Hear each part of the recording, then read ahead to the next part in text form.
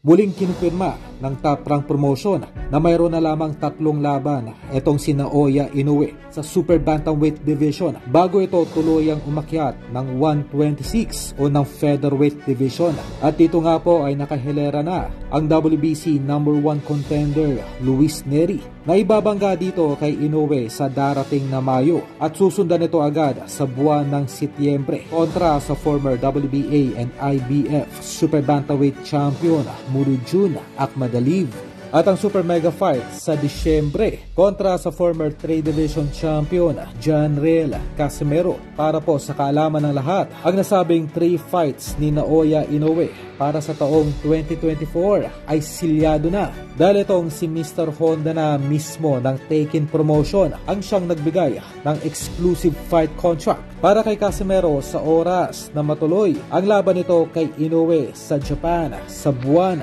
ng Disyembre. Sa madaling salita po ay isa ito sa mga dahilan kung bakit hindi pabor itong si Masayuki Ito sa pakiusap ng ating pambatong si Cuadro Alas na bigyan ito ng isang mabigat na laban habang naghihintay sa laban ito kontra Inoue sa buwan ng Disyembre. Para po sa kaalaman ng lahat ay nakakontrata po etong si Casimero sa Treasure Boxing Promotion na kung saan ay nakasaad sa nasabing kontrata na literal na bawal itong matalo upang mapanatiling mataas ang market value nito sa Amerika man maging sa Japan hanggang sa petsa ng mega fight ito kontra Inoue. Kaya hindi na nakakapagtaka na sinasadya ng nasabing promoter ni Casimero ay hindi ito i-expose sa isang madelikadong laban upang hindi masilat ang kasado ng mega fight ito kay Inoue sa buwan ng Disyembre.